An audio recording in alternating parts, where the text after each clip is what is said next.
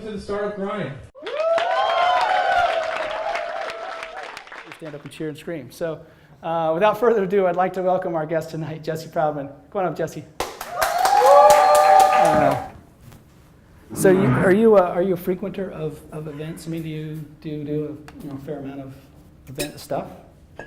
Yeah, it's been a while. I think at the last company, I basically took every opportunity to be out and be in front of people, and I found that made a big difference. Like I can point back to sort of 4 or 5 different material points in the history of the company that were derived from doing stuff like this. Sure. Meeting people or just being out and part of the conversation. Yeah. This new company is a little bit different. Like the customer base is different. Everything about it is different, and so it's been a little bit more of an insular experience. Hibernating a bit more. Yeah, pros and cons. Yes, definitely. So tell us just the elevator pitch of what you guys do. Give us that to start off, and then we'll go into some more details around some of the other things. But give us the elevator pitch. Yeah, absolutely. So I started a company in January called Strix Leviathan. The premise is that cryptocurrency markets are new and nascent, and they're the first asset class that is predominantly traded by retail investors versus institutional investors. And so we believed that there was behavioral patterns that manifest themselves in trading data as a result of that reality that could be captured and used to algorithmically trade in the space. So we built a set of software to do exactly that: ingest data, identify patterns, and then go trade those patterns in the market. And it's not like you came from that. You're not an investment banker. I mean, I know some of your background. So why that? Like, why that versus any other several ideas you could have had or probably had? That gets pointed out in every meeting that I have. Yeah. I mean, it's a little bit of a longer story. So the last company I had, I founded in 2003, bootstrapped for 9 years. It was a managed hosting company similar to Rackspace. Ultimately realized if we had continued down that path, like we would get just crushed in the market with Amazon. And so needed some way to get out. Largely, I had $4-ish million in personally guaranteed debt. And so the easiest way to get out of that was to raise venture money, which then allowed me to refinance the debt, so it wasn't personally guaranteed, and use that to take kind of the tech we built and go build a product. So we did that. We raised $4.3 million in a Series A, built a product, raised $14 million in a Series B, tried to bring that product to market, and ultimately through that process got acquired by IBM. Spent about 2.5 years at IBM trying to make that product successful inside of a much larger company, and about 3 months before the 2-year mark was up, they came back and said, hey, at the end of your 2 years, don't worry about staying. You're free to go. We're going to shut the product down. We don't think it's that good. So. Yeah, didn't work out. So, but they said if you want to find something else to do inside of IBM, feel free to poke around. So I was comfortable and figured I might as well poke around and found a role with IBM Ventures to help them launch an accelerator. So Google has Launchpad, Microsoft has Microsoft Accelerator. IBM didn't have sort of a centrally run accelerator program. So I wrote the prospectus for what that could look like. They took it up to Ginny, she approved it, and they basically said, all right, go hang out over the summer while we get money to get this thing going. And so I did. And when it was going to launch, my role was going to be on blockchain companies as one of IBM's initiatives. And having not spent a ton of time in this space, and certainly never having had the sort of the intellectual bandwidth to actually go dig in and understand what was happening here, I just wasn't really familiar. And so last summer, 2017, was sort of 8 hours a day of learning. Sure. So blogs, podcasts, deep, books, like anything you can get your hands on. And 3 months in, was totally fascinated. Got to October, IBM came back, so there's no money to launch this accelerator. There won't be any money. You can move to New Jersey and work on Hyperledger, which is their private blockchain product, which I politely declined. And at that point, knew I was going to get out, wanted to do something in the space. And so I thought about sort of not knowing sort of the lay of the land that well. Thought about maybe trying to get a product management role at one of the exchanges. This is October of last year, which is like peak crypto world. Peak bubble, peak hype cycle. And so just trying to get into the recruiting conversation at these companies was pretty difficult. And ultimately what I realized there is that those companies, they're all, at that point, they were very large, like Bitrix, which is the smallest MD I talked to, I think was 80 or 100 people. Sure. And I just wanted to get back and kind of build something again, or at least that's what I thought. And so from the research I've been doing all summer, recognized, sort of had come up with this thesis on the trading mechanism, and basically spent the end of last year prototyping software, like could I actually do this? And got to the end of the year and had something that was working, and I started to kind of go around and talk to people about it, and had exactly the same question that you asked, like, this is not your background, why are you interested in this? And it just, having ran one company with one domain for 15 years, it's like, I don't want anything to do with that space anymore. Sure. So what can I do that combines this industry that I'm interested in with something that is just structurally new to learn about? And this just seemed like a fun place to go pursue. Yeah, well, obviously it is a fun place. Yeah, there's lots of people trying to figure stuff out because it's so nascent, right? It's just so early.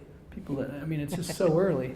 Where do you see, like, you're like, this is early days. This is internet 1997, right? Where do you see, like, what's obviously what you're doing right now is interesting to you, no question. Obviously you wouldn't have done it if it didn't. But what about, like, where do you see other things? Like, what's interesting to you? What's like interesting or opportunities for if let's just say you and I were wanting to start a company together. What would you say? Hey, Mike, here's really an interesting opportunity that I've seen. Notwithstanding what you're doing now, like, what other things that you see, like, are just out there that look like opportunistic? I'm just laughing because I'm in the hardest part of starting a company again. So if you said, let's start another company, I'd be like, nope.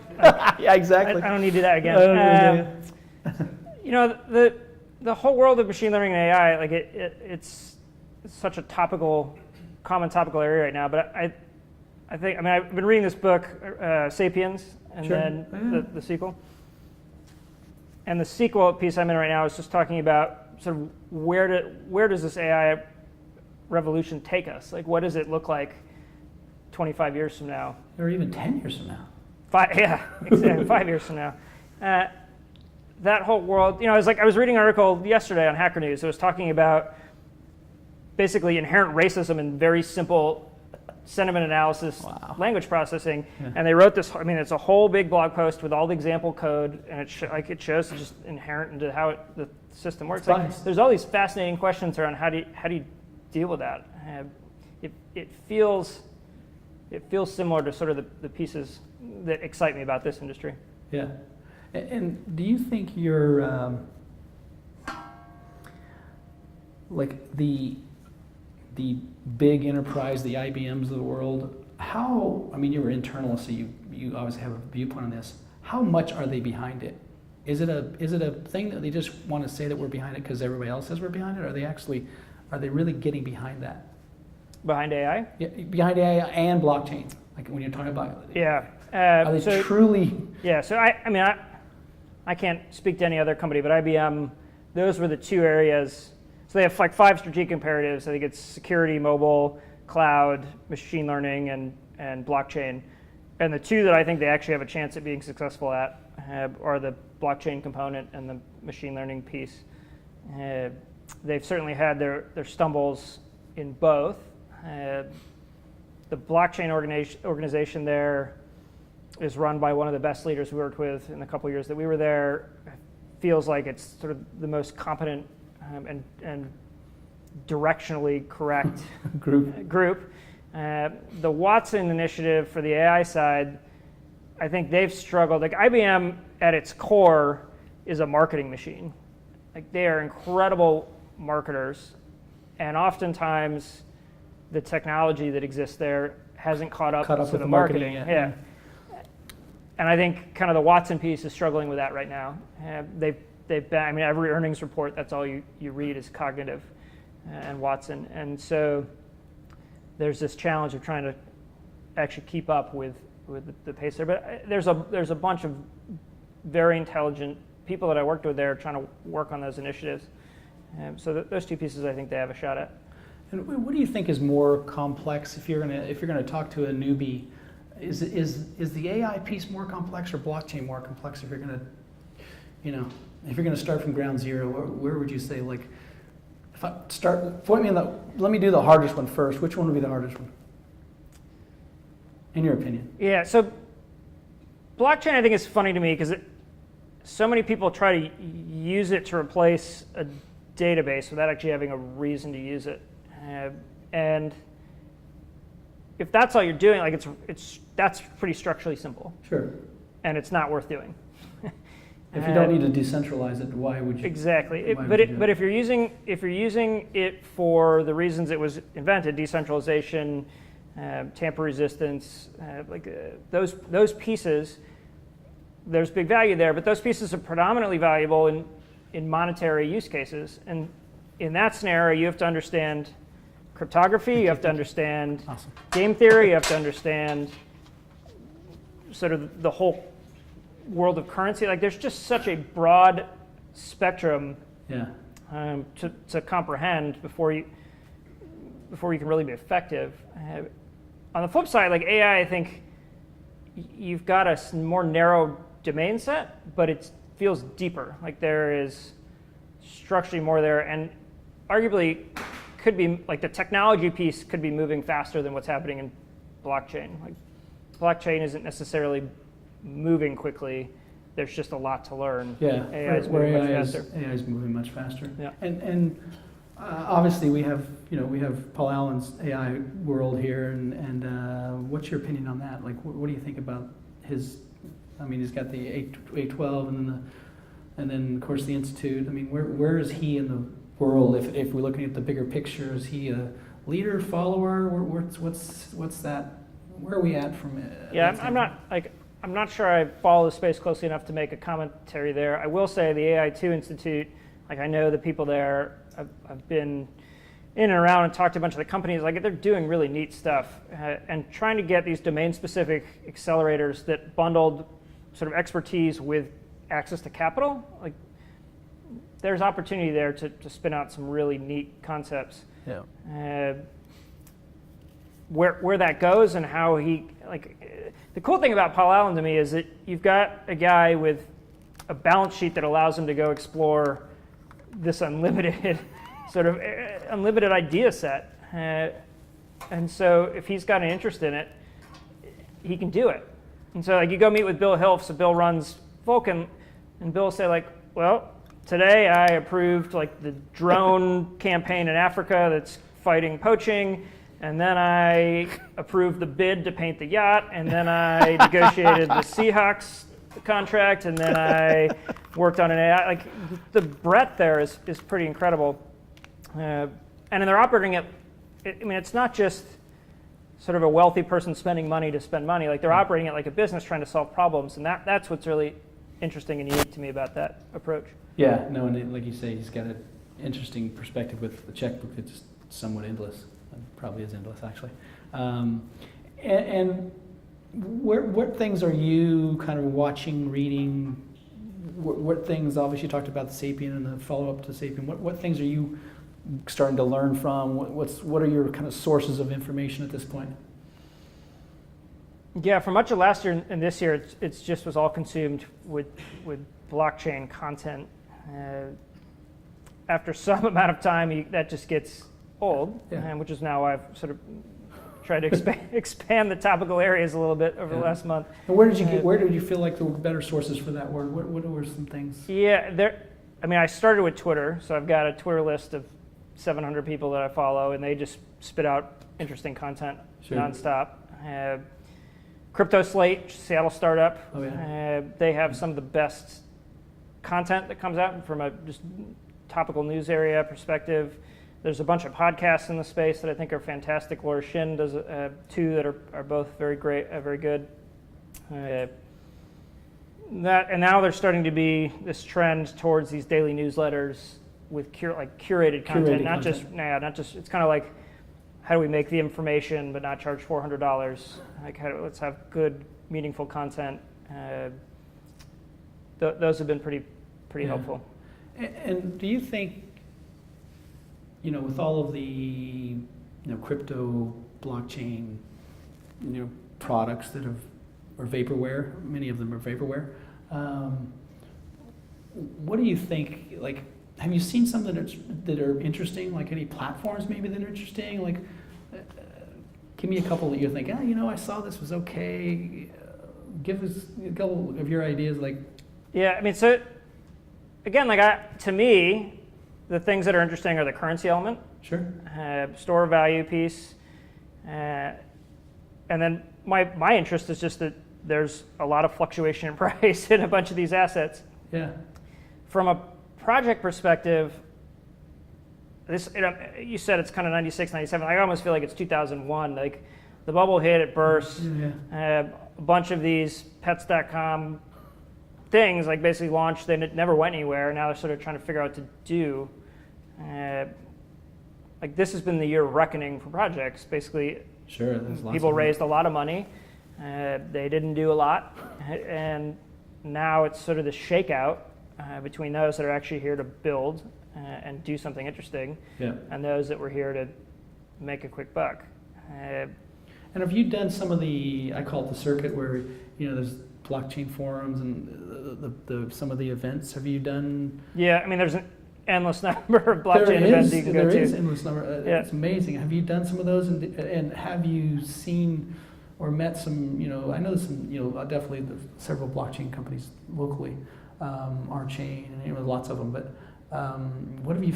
Any local companies you have any interest in? Like, they're doing some interesting stuff over here. I don't know exactly all the things, but yeah, I mean, the Seattle blockchain community is pretty small, but it's pretty legitimate. Like that's the nice thing. Like we don't have a bunch of hacks. Yeah, fraudsters. So like Storm is here. They're actually I think they were in this building. They started in this building. Dragon Chain's over in Bellevue, Crypto Slate, Archain, Unicorn. You've got a bunch of companies like that that are here doing meaningful stuff, like they're in it for the long term. Sure. And Bittrex. And Bittrex and Redmond. Yep. Sure. So it seemed like, again, kind of Q4, there was this huge surge of interest in the tech and in accelerators and companies kind of launching here, and then it became very quiet for much of the rest of this year. We'll sort of see as markets rebound over the next whatever period, 9 months, a year, like how that kind of changes. But in terms of the companies that were intended to be intending to build something meaningful for the long run, that they're still alive and kicking and doing great. And what about if you look out, if you're looking out for the industry, say 2 years, where is it going to be in 2 years? Or even a year? Yeah, I mean, like a year or 2 years out. What do you think? So 2018 to me was supposed to be the year of institutional capital entering the space, and it didn't happen or hasn't happened to date, largely due to two issues. What I would guess are two issues. One is custody. So these are assets where if you lose that private key that secures the asset, your capital's gone. Gone. And if you're trusting a third party to store it and they're hacked, your asset's gone. It's gone. And so traditional banks and pension funds and like this institutional capital that's been people have been waiting to flow in, like they're not particularly comfortable with that. Understandably, they don't necessarily want to build their own mechanism to custody their own assets. And so sort of around May, you started to see this influx of new entities that were providing custody services. So Coinbase launched one, LedgerX launched the custody solution. The problem is that those are all still startups, and nobody's going to trust the startup. Banks don't like startups. Right. I mean, which makes sense. They want an existing entity that they already have a custody relationship for their other assets to provide that service. That's coming. Like I was in New York all week last week. I'm pretty darn sure within the next 6 months we'll see two or three. I mean, I think by the end of the year we'll see some of that come online. In the next 6 months we'll see multiple players provide those solutions. That will change a lot of things. That'll help that institutional money. It'll change the institutional funds flow. And then the second piece is just regulatory clarity. This space has operated in such a gray zone for so long that it makes those institutional investors very nervous. The SEC has gotten much better this year at providing positions and guidance for where they're headed. regulatory-wise, regulations-wise, but there's still a bunch of uncertainty in the markets. You can see that with this Bitcoin ETF story. So basically there have been 6 or 7 entities trying to launch a Bitcoin ETF over the last 2 years. The SEC for each proposal has at every opportunity delayed the evaluation until the final required date and then has declined every single one. There is one more that is open as of right now. They delayed it again to December 29th. They can delay it again until sometime in February. There's some question based on, again, kind of overtures that the SEC regulatory body is making that sort of that date will be approved. And that would change a lot of things in the space as well. Legitimize it, right? Yeah, and so it's like getting more clarity, getting more understanding of where the SEC in particular is headed, and then that trickles down to all the states, because each state then treats these assets in their own way. So I mean, again, it's going to be a multi-year process, but sort of every piece of clarity that we can get helps startups in this space drop their legal expenses and helps institutional investors become more comfortable. Yeah, and the institutional investor, which is the biggest money, right? That we're going to see at least the biggest influx of money. Who are the leaders in that? Who are the guys that are closest to pulling the trigger? I mean, is there? Yeah. I mean, I have no idea. So I think I got to be careful with NDAs. Sure, like who you can say that we've got, but there are major players that are household names that are close to writing checks. Yeah, that are close to writing checks and close to releasing products. Like these companies have teams of hundreds of people working on this stuff. This is an asset class that they believe is here to stay, and they want to be a part of, and so now it's just a sort of matter of time. Is there anyone that doesn't believe it's here to stay? Jamie Dimon, besides him.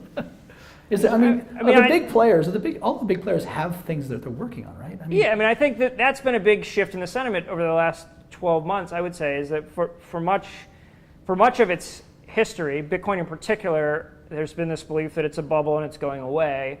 I think now, if you look at the narrative this year, people will say it's a bubble, the price needed to deflate, and it's here to stay. And like that seems to be in the bulk of material, the bulk of publication by sort of the large. I mean, look at Goldman Sachs. Like they came out. There was some false news around them creating a trading desk. They came out and said, "Hey, we're not doing a trading desk. We're looking at custody, and we think this thing's here to stay." Like they're making big players are making statements like that. No longer saying this thing's a fraud. Warren Buffett doesn't think it's going to stay. There's another one. Oh, that's true. He still doesn't think it's going to stay. Yeah. But there's been a big shift in that kind of sentiment. And where is the when we look at, again, when we're talking about institutional money, where's the biggest opportunity that maybe for at least a startup, not another institution, but where's the startup kind of, where's there an opportunity in there from an institutional standpoint? Like we know the money's going to flow. I don't think anyone's to debate that. We don't know when it's going to flow, but we do know it's going to flow. Yeah, that's a great question. I think a lot of the core infrastructure pieces are either solved or being solved by existing startups. The big open challenge that the industry hasn't created a widespread fix for is just the user experience piece. Strictly UX. Yeah. The user experience of all of this is atrocious. Still bad. It's terrible. And there's been limited emphasis on remedying that. I think there's a big opportunity in terms of the startup space to focus on that problem, and how that manifests itself into a business, I'm not quite sure, but that's the biggest hole in the space right now. Yeah. It's just strictly just the user experience of how you buy and sell. I mean, how you buy and sell, how you hold, how you interact with all these utility chains, like just the process of dealing with all of this it's terrible. Yeah. And when we're talking about blockchain as as a tracker of assets, fine artwork or lots of things, right? Do we think that we've got enough momentum that that's going to be pretty much taken care of, I guess I want to say? I mean, I don't know if it's... Yeah, and it's in terms of projects that are interesting to me right now, like this notion of tokenized securities or tokenized, sort of, they call them non-fungible tokens, but basically representation of a real-world asset with a digital non-duplicatable asset. That's fascinating. So there's a company, there's actually I think 2 or 3 companies right now focused on fine art. Like, can you go buy fractional pieces of a Picasso and then earn capital as that Picasso is displayed at museums around? Like, that's happening. You can go buy that today. They've sold shares in these entities. That's awesome. Like, that's the kind of use case where, from a decentralized perspective, it starts to make sense, and from the ability to kind of trade that asset from person to person or sell it in sort of a secondary market, and to prove that you actually have ownership of what you're selling. That's neat. I think there's all kinds of opportunities. Like, think about trading cards, old school baseball cards or football cards or just sports sort of memorabilia in general. That's another great example. How do you show state of authenticity for the asset you have? I mean, there's a whole business around copy or fake memorabilia that has gotten incredibly sophisticated. And so being able to actually prove that you own these things. It's authentic, right? Yeah, that they're real is I think really interesting. So that whole world, that's coming. And that's pretty interesting. And the cryptos of the world that are out there, Ether, Cash, name any other, the top 5 or 10 of them.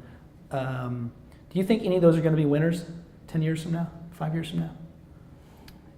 Yeah, I get asked this a lot, and the nice thing about our business is I don't care. I was just like, well, you don't care for your business, absolutely.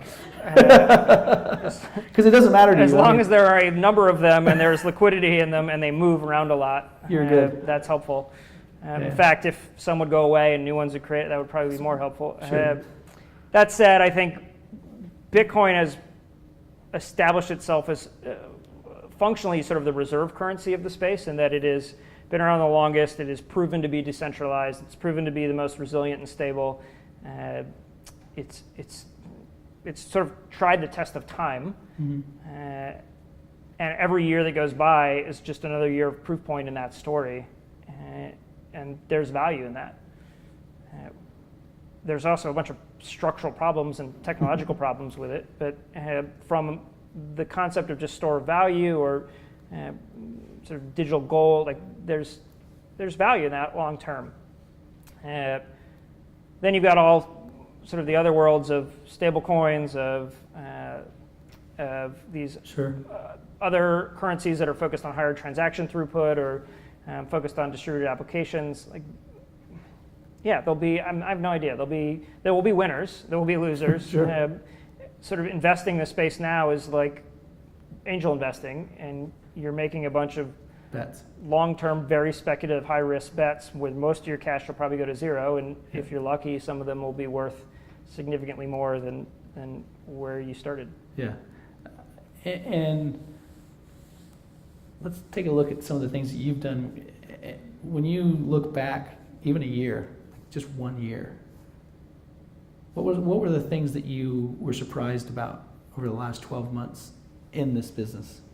In the business of your business of starting, like not starting the company, because we all both know there's always surprises there, but like what's the big surprise to Jesse over the last 12 months within your business? Like, is it the fact that the market came up and went down so quickly? What's the surprise to Jesse? Yeah, it's a good question. We expected the market to retrace. The way it's retraced, we didn't expect. So instead of sort of rapidly falling to a point of equilibrium, it's sort of done this weird range-bound reduction, bouncing from lows to highs. which is, again, that's how we make money. Like that, I'm fine with that. It's just it was different from what we expected. Liquidity was actually the biggest surprise to me. So we wrote a bunch of algorithms that did a pretty good job, like basically picking tops and bottoms of different trading pairs. Yeah. To go execute those trades, you find that there was not actual liquidity, enough liquidity around those trading pairs to be meaningful. And so if I look at the original algorithm that I designed a year ago, it just like proved that doesn't work, and like it structurally works, but practically doesn't work. Just so not enough volume there. Yeah. Is it because there's not enough volume because there's too many exchanges, or is there not? Why is there not enough volume? I guess. Yeah, I mean, I think that's a big part of it. You've got it's probably 180-ish exchanges. I mean, there's 20 that really matter. There's probably 5 that really matter, quite frankly, but. You've got fractured liquidity across a bunch of exchanges.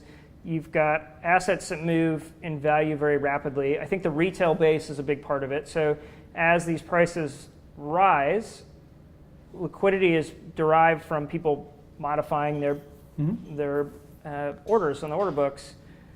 If you're not doing that algorithmically, you're waiting for that person to come in and kind of modify it. Like it just doesn't move fast enough with the fluctuation in price. And again, I think it's for some of the longer tail assets. And we ended up shifting our focus onto large liquid markets that we knew we could get liquidity around spot price at. Yeah. And that's worked, but it's different from what we expected. The other big surprise for me was how the appetite for equity investors sort of has matched market sentiment. So we raised our equity round in January. Sure. Or started in January, I guess. Did you actually start talking to people in January, or were you doing it in December? No, we started, I think January 13th was like the first save date on the first deck. That was your We closed the round like March 15th. That's great. 2 months to close. It was ridiculously quick. Super fast. It was oversubscribed. Partly because of, like you're saying, it was just the sentiment. Yeah, absolutely. Everybody was interested in the space then. And now what are they saying? It's a different story now, right? It's very different. And so it's interesting. Like as a startup, you think, all right, I'm gonna raise a seed round to go build a thing and prove that it works, and then I'll go raise my next round once I proved it works. And I think that works in most businesses. In this business, you've got this additional element of market sentiment that impacts sort of that fundraising process. I didn't really think that through at the beginning. Yeah. What did you guys raise? 1.6. 1.6. Yeah. All angels, right? Yeah. Liquid 2 Ventures led. So Mike Miller here in town, and we had a couple of Founders Co-op is in the deal. 9 Mile Labs, a couple sort of venture funds, but predominantly angels. Just angels. And so March 15th you closed your round, so that's 3:15, now it's 9:15, so 6 months ago. Do you think you raised enough money? That's kind of a stupid question because everyone, you never raise enough money. Yeah, I should have known that from the Blue Box days. Like, no, I mean, we raised enough, I think. Again, not with the way the markets behave, we expected sort of different things to happen.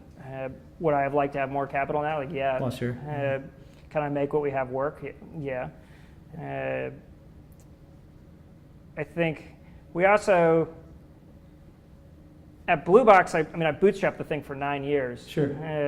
So you know how to make a dollar stretch. Yeah, but like, this is an interesting business because it's not. There, it was largely selling consulting services to generate income to build build the product piece we were building.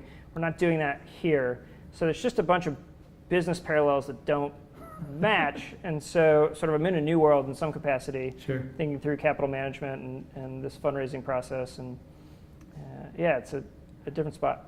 You guys feel free to ask questions. If you have a question, raise your hand, I'll get you. Go ahead, Sergey. Which country do you think is actually the furthest in advances of, the crypto and Bitcoin and blockchain? Which country is the furthest in advance? Yeah.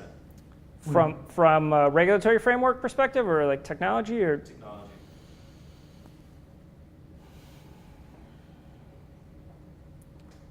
It's not the U.S. I think a lot of companies have been pushed out of the U.S. based on the regulatory complexity. There's a lot of really interesting things happening in China, but a lot of those are more finance related, from venture funds, from sort of early investors in the space. I don't know. It would be hard for me to pick one country. Like, there are a bunch of geographies around the world. It's like Switzerland, big hub there. You're starting to get different geographies like Malta, and there's another country that I'm blanking on right now that they're trying to build sort of regulatory clarity to attract entities there. And I think like that's going well. There's a bunch of interest in those places. But again, I think having this uncertainty here in the U.S. is creating challenges for new startups here. Go ahead. So, as someone who's in the same space as you, I'm currently developing a trading platform, basically trading algorithm. We're doing algorithm trading in the cryptocurrency space. So I could probably take this question for like an hour. But one of my first questions is though is like, so you mentioned like liquidity in some of these currency pairs. I've noticed some of the same things. You know, you can enter positions, but you have trouble exiting, or vice versa. What time ranges do you guys, if you can specify, what time ranges do you generally trade on? Is it more intraday, or do you look at more, weeks to days to weeks for your strategy? It's just a broad. Yeah. So today we're predominantly looking at 12-hour intervals on large liquid markets. We started looking at 1-minute intervals on smaller, not particularly liquid markets. There's a sweet spot there, and particularly, I think, again, sort of talking about the market dynamic, like trading on 12-hour intervals requires that you have a market that makes larger movements over multiple days. That's worked. If you go back to the beginning of 2017, that basically held true up until this month.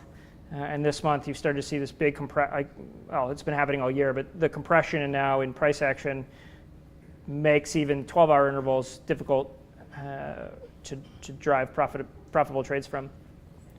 So then we're starting to look at other intervals, again, on these large liquid movements, sort of 1-2 hour pieces. And I think another key is getting off exchange. Like, a lot of the liquidity that sits in this space is held on OTC desks. It's not held on exchange. And these OTC desks, like, you want to talk about institutional comfort with the space. The infrastructure in this space is the biggest problem. So these OTC desks, you trade multiple $1 million blocks of currency through Skype. Like, you're in a Skype chat room negotiating prices with multiple desks. Like, that's just the standard of operation. And then they email you. It's ridiculous. It's just that was actually a huge shock. We were like, okay, we'll start. Everything will be on exchange. Everything's API driven. Like, the records are clean. Not so much. No, it's all in Skype. It's in Skype. Well, that makes sense, right? So if you look at the cryptocurrency market for Bitcoin, for example, $2 billion in volume is probably traded on average every single day. You look at Coinbase, which is probably one of the top 5 exchanges out there. Yeah. They probably do about 49 million. So there's a whole, basically $1.9 billion with the cryptocurrency exchange. Somewhere else. Well, none of the reported volume that's out there, if you look at CoinMarketCap or any of the data that's out there, none of it includes OTC volume, because the OTC desks have as a function of regulatory, like they don't have to post any of their data anywhere, and so some people would say 50% of trading volume is happening on OTC desks. Some people would say it's more than that. But it's a lot. It's a significant amount. Yes. It's a big piece of the pie. Absolutely. Has to be. Yeah. Yeah. Go ahead. Hey, Jesse. I am one of those institutional investors who just want to trade on Skype, but it's a opposite of what you see. So I've been on a trading desk all my life, trading currencies and options and futures. It's a very different market. So I'm an investment guy, not a technology guy. So I am trying to understand what your firm is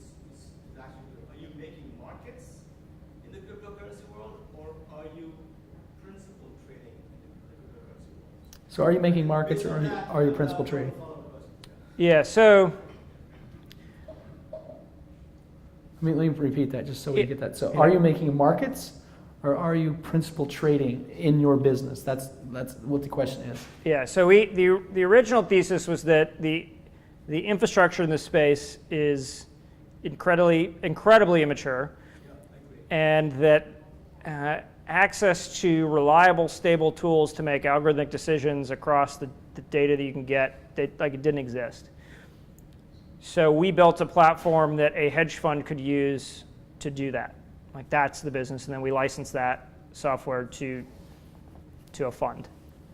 The software is predominantly designed today to do long-short trade execution. It's not designed to do market making. It's not designed to do ARB. We could do pieces of that with elements of what we built, but that's where everybody started because it was easy. Like, we were looking at this data yesterday. In Q4 of last year, you had $1,000 spreads between exchanges on Bitcoin. And so everybody just started doing multi-exchange ARB. Why not? Yeah, because it was very easy. That went away very quickly this year. It came back for a couple weeks in May, but it's basically been eliminated. Like, that's an easy way to make money. Everybody starts there. Same thing with market making. I think the spreads on a bunch of these markets have become very tight and they move very quickly. So it's more difficult there to make return. We also haven't seen, part of our thought was like, how do you differentiate in the space? There are very few funds in this space that do long-short trading, and particularly long-short algorithmic trading that is not some person interpreting signals and making decisions. And so building a platform that would allow a fund to do that, we felt would provide that fund some differentiating capability. You know, in currency trading floor, we always said, if you want to make $1 million trading currencies, start with $1 billion. It's a very common saying. So how is, because, and that's all talking about fiat currencies, right? So how is this currency trading different? How is this currency trading different than fiat? Traditional FX markets, You know, yeah. when I'm trading I trade dollars and yen. Yeah, I mean, it's pretty simple. It's the absurdity of the price action that makes it different. So XRP, for example, last week, XRP over the course of 4 days had 150% movement. And that's a large liquid market. Like, you can move material chunks of capital in and out of that market. That's, if you can find and exploit those movements and do that algorithmically across a bunch of the different markets that exist, like, there's a big opportunity there. So to me, and I'm not an FX trader, I haven't looked at traditional markets, but my belief is that in these set of markets, you get much more extreme price movement. And if you can identify that, the opportunity, like, you can make more return with a smaller chunk of capital. And the second piece is that because it's unregulated, you've got all these weird exchanges, and we're not participating in this stuff right now, but there are places like BitMEX that allow you to operate on 100x leverage, or up to 100x leverage. And so there are ways to exploit even the smaller movements and make really ridiculous returns. You can also just get totally wiped out very quickly. The traditional currency market is extremely efficient, right? Yep. It has spreads like a basis point, right? So in this market, I assume that it's fairly inefficient. Yep. You know, that's where the opportunities that you're Yep. seeing, because you're exploiting the opportunities. Yep. So does that mean that over time, as trading opportunities become more prevalent in this market, that inefficiency is going to go away Yep. pretty quickly, right? Nope. No? Like, it will take such a massive overhaul of the infrastructure to make it Efficient. approachable for organizations that can drive the inefficiency out of the market Gotcha. to enter. Yeah. Like, when I started this thing, I thought we would start to see within this year a lot of the inefficiency worked out of the market. Like, Not even close. we are so far away. I mean, I think it's 5 to 8 years away before you really start to see. Really? Yeah. It's just that. It's a mess. Lack- Like the infrastructure is a infrastructure's mess. just not It's there. just a mess. And so you got to figure out, like, how's a Goldman isn't going to start a trading desk because it's such a mess. Like it's not out of lack of interest. I guarantee you, it's not a lack of interest. It's a mess, and they probably don't have enough volume to make enough return internally To to do make it, it to make it an interesting proposition. I work with a lot of pension funds and a lot of institutional capital, right? So, and there's a behavioral issue as well, right? It's old school, much of old white guys, making quarterly investment committee decisions, right? They don't give a shit about cryptocurrency. All they care about is should I put equity or fixed income? So it's going to take a long, and that's those investments, believe it or not, drive a lot of the allocations into whether it's cryptocurrency or blockchain technology or other types of innovative ideas and strategies. Right? Where does private equity get their money from? The pension funds. Where does the big, venture capital, funds get their money from? Pension funds. Yeah. It's union funds or whatever. So yeah. So I think I get your get your point in terms of like change is not going to happen overnight because people driving those decisions in terms of their allocating capital, that's going to take a long time to change. Yeah. I guess I'm interested in the flip side of that. You talked about blockchain as applied to physical assets. Where do you feel that kind of going? Like, there's like Yahweh in town is applying blockchain to coffee production, and Walgreens just announced like lettuce tracking. I guess is that a different side of a different application? So the question's about just where asset protection. Physical asset. Yeah, physical asset tracking. Yeah, physical asset tracking, like Walmart talked about doing it for lettuce. Yeah, that's what you're talking about. Yeah. Yeah. So I think the Walmart piece was like the IBM Walmart thing that got announced yesterday. Right? Yeah. And there's another one IBM's doing with pork, I think, with Walmart as well.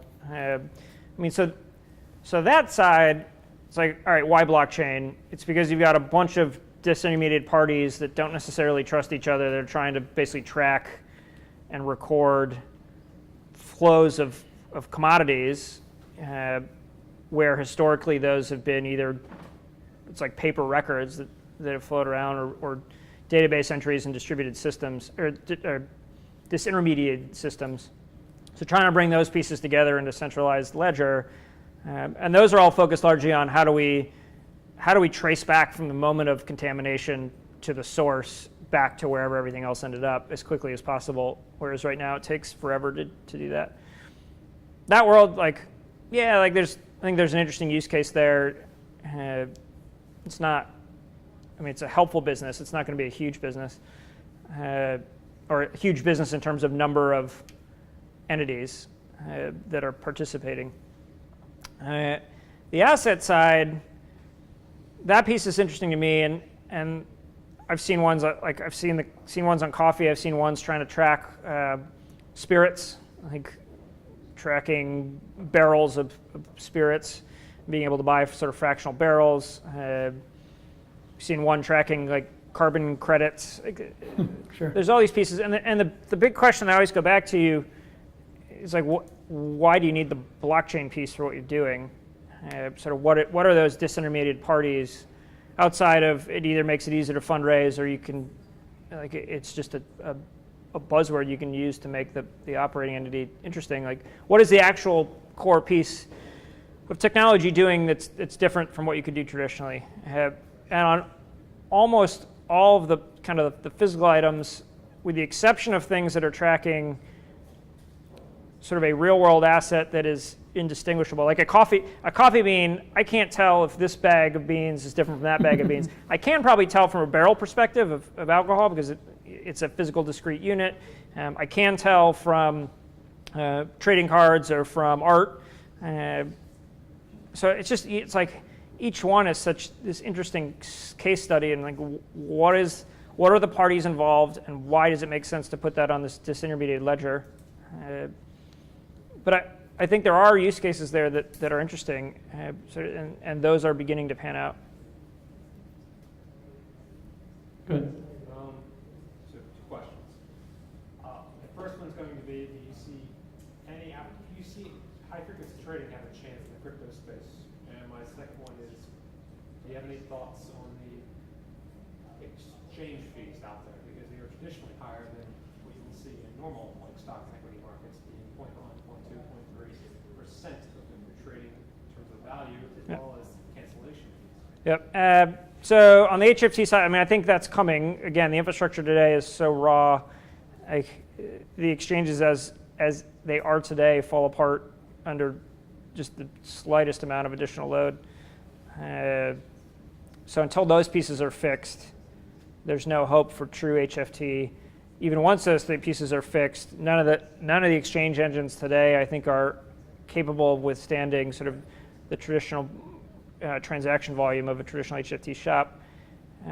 There are entities getting into the space so like ICE is launching an exchange called BAKT, B-A-K-K-T, I believe in November, using a bunch of technology that underpins traditional exchanges versus kind of trying to build some net new exchange from the ground up. In theory, those will be more resilient and functional at volume. And then it becomes a question of how much volume from the rest of the market gets drawn into those exchanges to support HFT-style trading. So I think it's coming. I think, again, it's a number of years out. On the fee side, like that is one of the biggest challenges, certainly. And then again, like on short interval trading, most all of the exchanges charge you fees for any sort of market buy, like taker order. Your maker's free, actually. Yep. At least on Coinbase. Yep. Almost every exchange, the maker orders are free, taker orders are paid, and the taker fees are really high. Yes. I think that they're doing it because they can, and they're making people pay it. They're making a ridiculous sum of money doing that, and there's been very little competition on the fee front. In the last couple of months, you started to see that change. You started to see new entrants in the space. Essentially, like their differentiation is the fee structure. So at some point, an exchange is an exchange is an exchange, and the 2 things that matter are the number, or the 3 things that matter: number of pairs, liquidity on the pairs, and fee structure. It was almost like, if you look at the fee structure, it almost makes HFT not as feasible because the spreads are so small these days that the fees kill you. Yep. Yeah. I mean, you have to, like, market making works, but you have to do it on pairs with larger spreads, and you have to do it with limit orders, and it gets complicated. That's you, Shinoka. Yeah. So I'm very interested in finding out who are the dominant group of people who are involved in blockchain and crypto technology. To your point, you mentioned that the conventional investment ecosystem is dominated by a bunch of white old guys, and to my understanding, it is a bunch of white young guys, and those guys are going to get old one day. So I want to know whether this is, how is this going to be somewhat better than what we have today, and are we going to end up the same thing eventually? And if you think it is not, can you help us understand why? Yeah, that's a great question. I think, so Binance today, which is the largest exchange by volume, is run by a 20-something Chinese guy who started off as a customer support rep at a blockchain company early on and spun out of there to launch this entity. They started in August of last year, and in a year they went from brand new to being the number 1 exchange in the world. I think stories like that and companies in this space that aren't run by the traditional profile of a startup founder in the US, like they're here.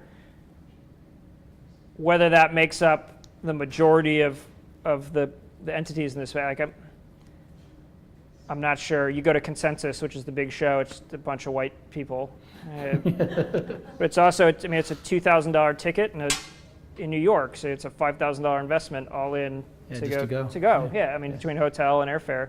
So, I mean, that's to me the neat thing about this space is you don't have to be at those conferences to be relevant. You don't have to be at those conferences to track the technology.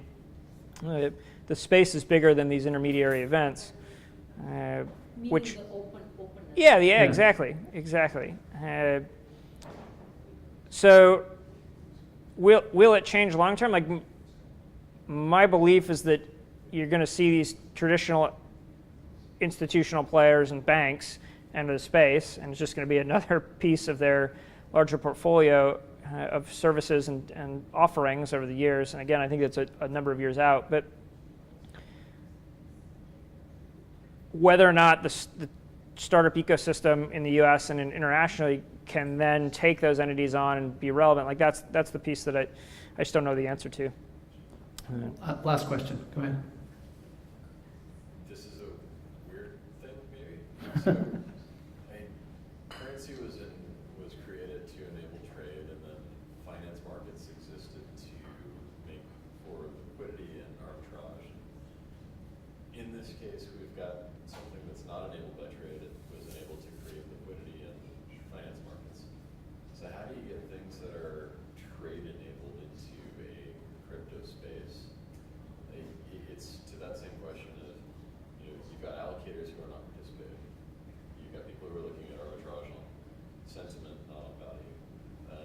How do you bring things into a space that people are actually transacting around cryptocurrencies? What's your definition of transacting? Well, right now it's largely around arbitrage. There are Like the trading volume that exists today is around arbitrage. limited number of places will take cryptocurrency for. So when does it actually become a currency? Yeah, when you actually would it be a real currency? Yeah. Like comparable to a fiat. There are. What's the unlock? Yeah, I mean, to me, it's two things. It's scale. So right now, Bitcoin's limited to 7 transactions a second. The Visa network, I think, at peak in Christmas does 40,000. But is it hitting that threshold? Yeah, it has. In Q4 last year, it was maxing out the 7 a second. Ethereum's 13 a second. EOS, which is a new, came online in June, in theory can scale up to 10,000. In theory can scale unlimited, but they're sort of saying 10,000 is the tested transaction throughput. Like that, until that functions at a scale larger than 7 transactions a second, I think a use as a currency is impractical. And then the second piece is just, again, it's a user experience problem. So there's a bunch of pieces there. You've got volatility in the market. So if we transact in Bitcoin today and I buy a thing from you for $1,000, I might have just given you $1,200. I might have just given you $800. Like literally in the course of, we don't know. Yeah, in the course of 10 minutes. That makes it impractical for day-to-day transactions. There are solutions to that in stablecoins, which are in theory pegged one-to-one with a dollar, and there are a bunch of different mechanisms and a bunch of different stablecoins that exist to do that, that solve some of that volatility issue. So, but then it's a user experience problem. Like, how does somebody know what to go get? How do they know how to transact in it? How do they know how to safely store it? How do they know how to send and receive it? How does a merchant even accept it structurally? I was at a KeyBank conference a couple weeks ago, talking with somebody that has a bunch of experience just with point-of-sale terminals. And like the process of just updating point-of-sale terminals across something like a Starbucks is such a ridiculous process, and only happens on like multi-year intervals, that the premise that you can get cryptocurrencies built into those terminals, like technologically, like it's just, I mean, that's a big hurdle. So there's just so many little pieces like that need to fall into place, which again is why I think it's sort of a 5-ish years before you start to see those pieces. That said, I think there still can be a bunch of use cases, and the store value concept can be an example of one Bitcoin is an asset class where you have a very acute understanding of the supply. Like there's 21 million Bitcoins ever will be produced. A bunch of those are lost. Like you understand what that supply looks like, and so you can make a bet that over time the value will increase, and it might not. I mean, it's going to fluctuate December to now, but 10 years from now, in theory, it will be a different price. So that's a place to start. You work on a bunch of the technological issues, you work on a bunch of the user experience issues, and you get to the point where it can be used as a day-to-day currency. But you back up to like 2013, 2014, back when Bitcoin was in the couple $100 range and the network wasn't particularly congested. There were people that were conducting most of their day-to-day lives using Bitcoin as their currency. I had a friend that lived exclusively on Bitcoin for about 4 months. So it's been there. I think it can get there again. We just got to fix a bunch of these issues in the technology and ecosystem. Awesome. Jesse, thank you very much for being here. My pleasure. Thanks for answering all the questions and spending some time with us. I appreciate it. We'll be back here, same bat channel, with Lisa Nelson, who runs the M12 venture fund over from Microsoft, their innovation fund. So she'll be here next month. And thanks for being here. Have a safe trip home and have a great week. Take care. Bye-bye.